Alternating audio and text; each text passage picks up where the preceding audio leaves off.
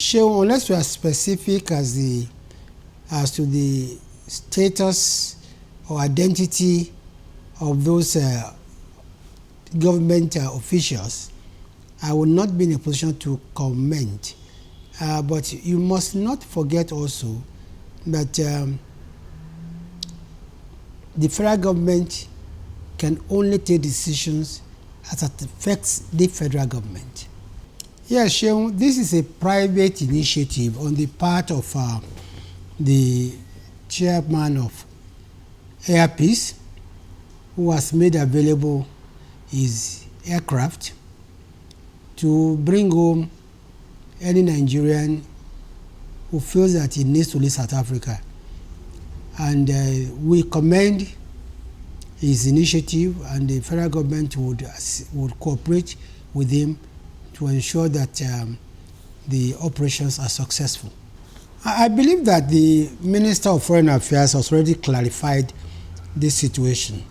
When he was briefing the State House correspondent yesterday, what he, I think, explained was that the Nigerian High Commission in South Africa will be recalled home for consultation at the end of the visit of the special envoy to South African president. So the two of them will come back to Nigeria to bring the response of the South African president and analyze it and advise Mr. President, appropriately. So as we speak now, the Nigerian High Commissioner in South Africa is still in situ, but it's going to accompany, hopefully, the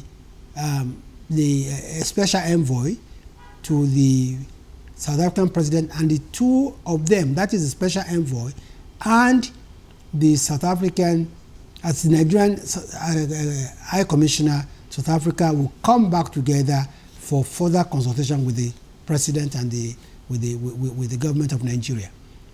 I think the first priority of our foreign policy is the protection of Nigerians wherever it may be in the world.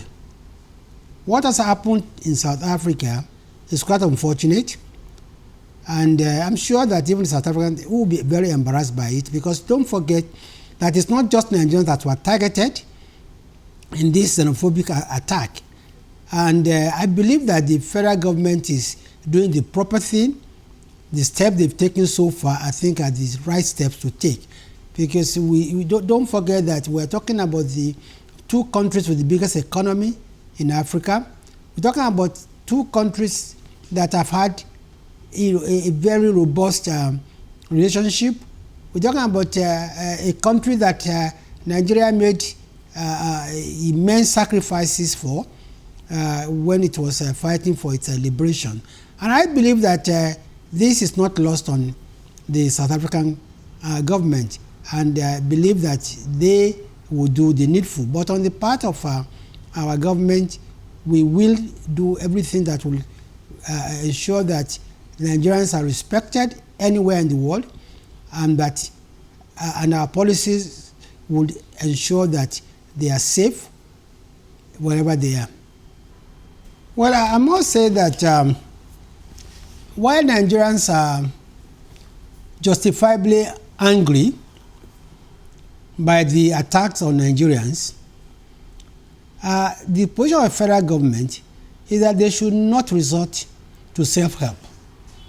And it's not helpful to us that South African businesses or interests in Nigeria are being attacked, are being vandalized.